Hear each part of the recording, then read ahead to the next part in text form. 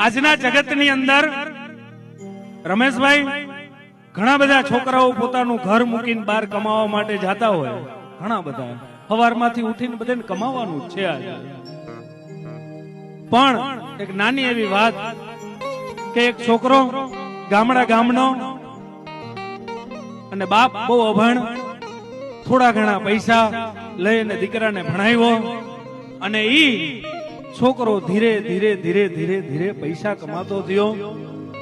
થોડી ઘણી દુકાનો થઈ, આમ થતા વિદેશની અંદર પણ સારી બધી એવી કંપનીઓ નિભાવી છે. પછી કેમ કે માણસ મોટો થાય ને એટલે ધીરે ધીરે બધું ભૂલતો જાય.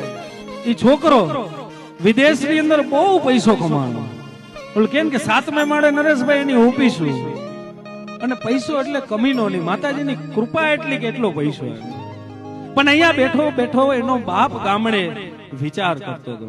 પૈસા દર મહિને આવે, બાપને કઈ ખાધું ખૂટતું નતું કઈ, પણ ઘણી બધી ગામની વાતો થતી હોય ને, એટલે ગામની અંદર વાતો ઘણી થાય એટલે બાપને વિચાર આવ્યો કે ઘણો સમય થયો હું મારા દીકરાને મળવા નથી ગયો, લેને આજ હું મારા દીકરાને મળતો આવું ને મારું લોહી હું છે હું જોતો આવું.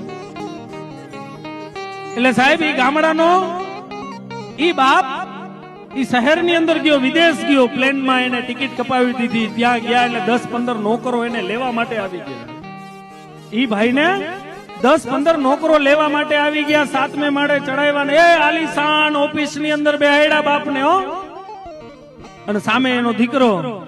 એટલે બાપને એમ થયું કે હું મારું લોહી ચેક કરતો હોય, આમ ફરી અને દીકરા ઉપર હાથ મૂકીને એક પ્રશ્ન પૂછ્યો છે કે દીકરા એક જ પ્રશ્ન પૂછ્યું કે હા કે ને કે આ જગતની અંદર શક્તિશાળી વ્યક્તિ કોણ? દીકરાએ બહુ સહજતાથી નરેશભાઈ જવાબ દીધો કે હું.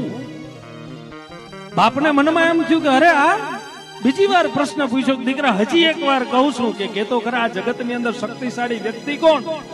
એટલે દીકરાએ કીધું હું. બાપને તેમ થયું કે ઓહો મારા દીકરાને પૈસાનો મોહ લાગી ગયો હોય કે મારા દીકરાને પૈસાનો મોહ લાગી ગયો, મારે 1 મિનિટે ઊભું ના રહેવાય. એમ કરીને કેબિન છોડીને હાલતા થયા દરવાજા પાસે ઉભા, અને પાછો વિચાર આવ્યો કે મારું લોહી નબળું ના હોય, ફરી એકવાર પૂછી લઉં કે દીકરા છેલ્લી વાર પૂછું આ જગતની અંદર શક્તિશાળી વ્યક્તિ કોણ? ત્યારે દીકરાએ કીધું બાપા તમે. આવીને બે ભેટી પડ્યા, બાપાને રડવું આવી ગયું.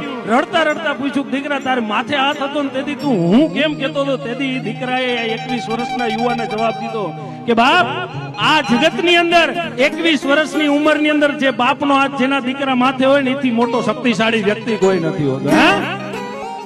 એથી મોટો